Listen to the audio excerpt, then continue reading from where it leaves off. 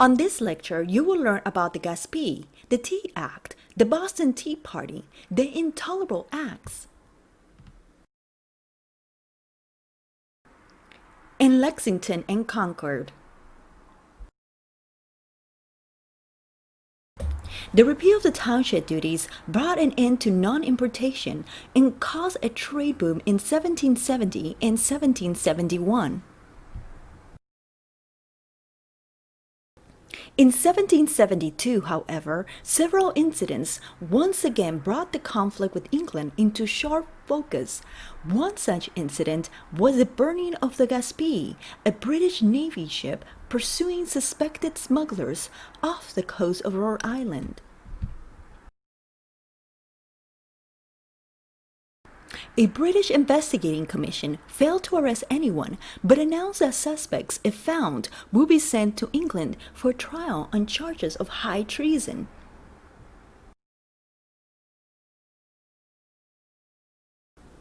This ruling seemed to fly in the face of the traditional English right to a trial by jury of one's peers.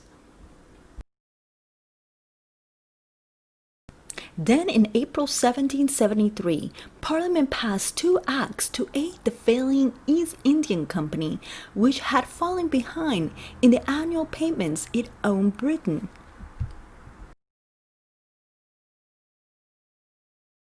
But the company was not only drowning in debt, it was also drowning in tea, with almost 15 million pounds of it in store in warehouses from India to England.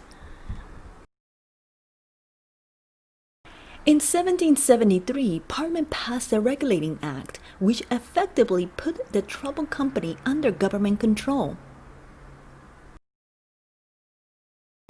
It then passed the Tea Act, which will allow the company to sell its tea in the colonies directly and without the usual import duties. This will greatly lower the cost of tea for the colonists, but again, they resisted. In the view of the colonists, this was yet another way the British wanted to control the colonies. The act favored the East Indian Company, now owned by the government. The act allowed the sale of tea directly to a few selected merchants in 4 colonial cities, thus lowering the price and cutting back on smuggling.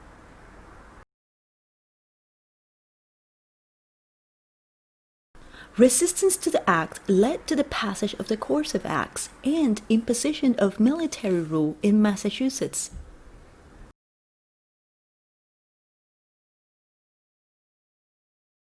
In the fall of 1773, news of the Tea Act reached the colonies.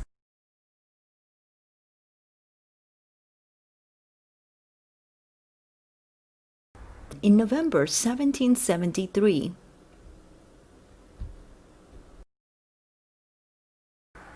the Boston Sons of Liberty, led by Samuel Adams and John Hancock, resolved to prevent the landing and sale of the tea and the payment of any duty thereon, and to do so at the risk of their lives and property.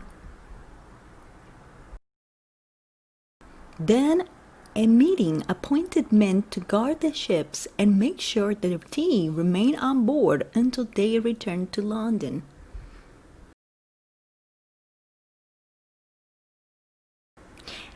The ship cleared customs and unloaded their other cargoes, but not the tea.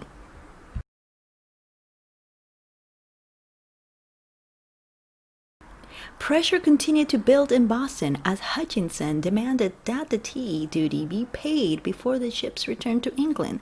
The tea sat for 20 days on the harbor. By December 16, the ships were still there.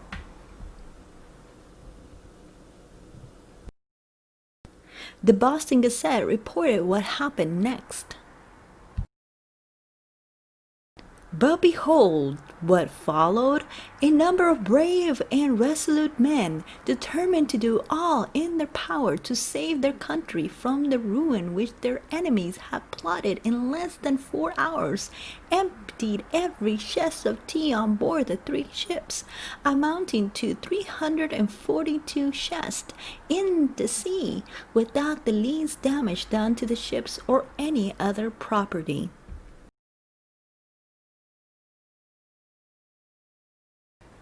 On December 6, 1773, a group of Boston citizens disguised as Indians boarded the ships and dumped thousands of pounds of tea into Boston harbor. Lord North, the new Prime Minister of England, responded to the Boston Tea Party in a swift and stern manner. He persuaded Parliament to issue the Coercive Acts, 4 laws meant to punish Massachusetts for the destruction of the tea. These laws, along with the Quebec Act, were soon known to the colonists as the Intolerable Acts.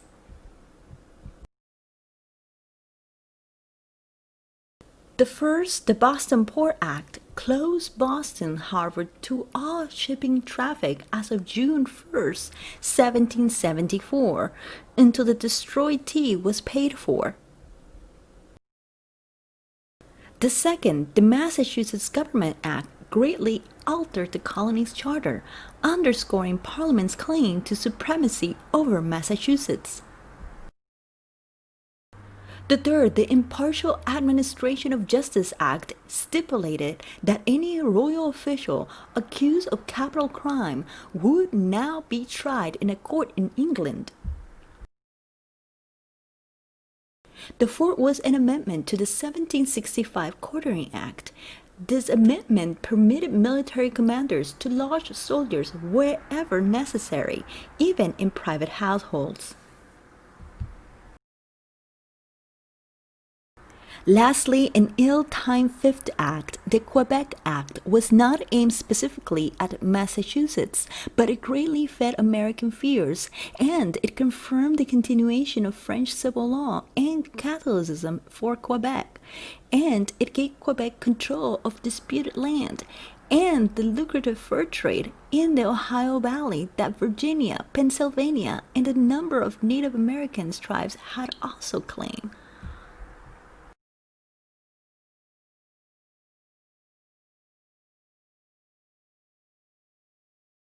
Perhaps one of the most intrusive of all the acts was the amendment to the Quartering Act, which now allowed redcoats to stay in private American homes if necessary,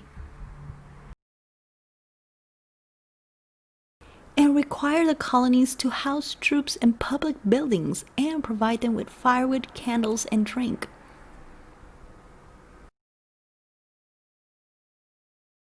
Moreover, Hutchinson would leave his post as acting governor, and on his place, General Thomas Gage will become the governor of Massachusetts. Britain's severe reaction to Boston's destruction of the tea made many colonists from New Hampshire to Georgia finally realize that the problems of British rule went far beyond questions of taxation by infringing on liberty and denying self-government. The threat of general war was on the doorstep.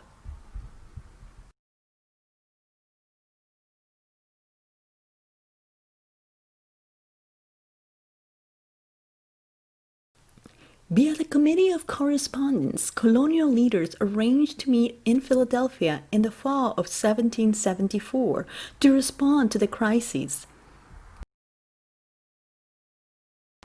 The delegates wanted to articulate their liberties as British subjects, and they debated possible responses to the Coercive Acts.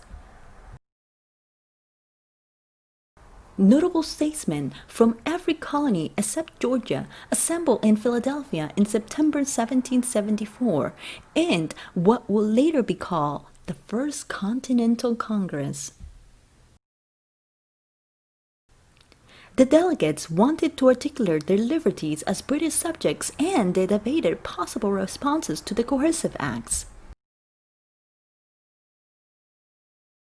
The Congress met for several weeks and produced a declaration of rights in traditional language.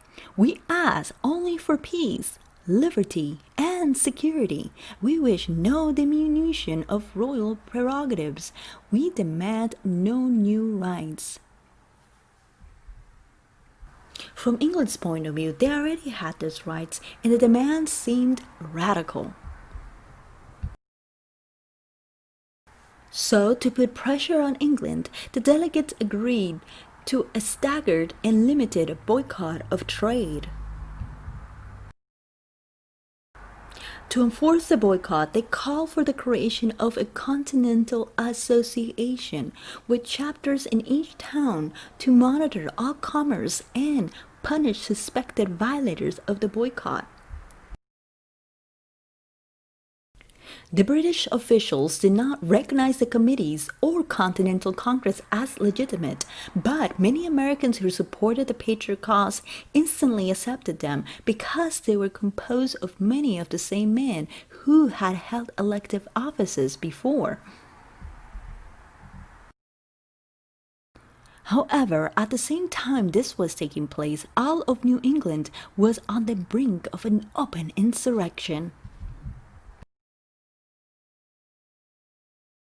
Troops occupying Boston shifted the revolutionary momentum from urban radicals to rural farmers. Crowds of armed men converged on county courts to prevent their opening by Crown-appointed judges. Citizens' militias began military preparations, stockpiling gunpowder and drilling on village greens to gain proficiency with muskets. This group called themselves Minutemen on the count that they would be ready in a minute in the event of an attack. When British General Thomas Gage sent troops to capture a supply of gunpowder outside Boston, false news spread that the troops had fired on those defending the powder and killed 6 of them. Within 24 hours, thousands of armed New Englanders set out for Boston to avenge the violence. When the error was corrected, however, the crisis diffused, but the determination of Massachusetts rebels was clear. Thus, in light of the mounting tensions between the British colonial government and the colonists, General Gage requested 20,000 reinforcements and planned a surprise attack on a suspected ammunition storage site at Concord, Massachusetts. Paul Revere and William Dwayes raced ahead to alert the Minutemen of the impending raid on the night of April 18, 1775.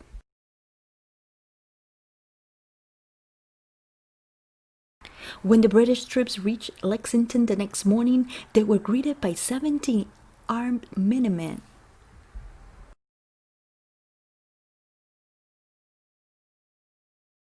No one knew who fired the first shot at Lexington Green, but the skirmish left 8 Americans dead and 10 wounded.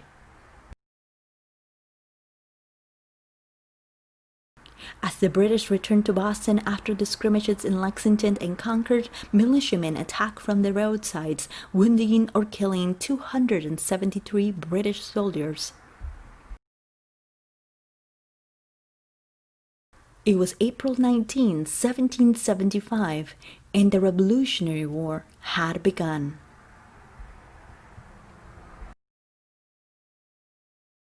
That is all for now, but stay tuned for next time.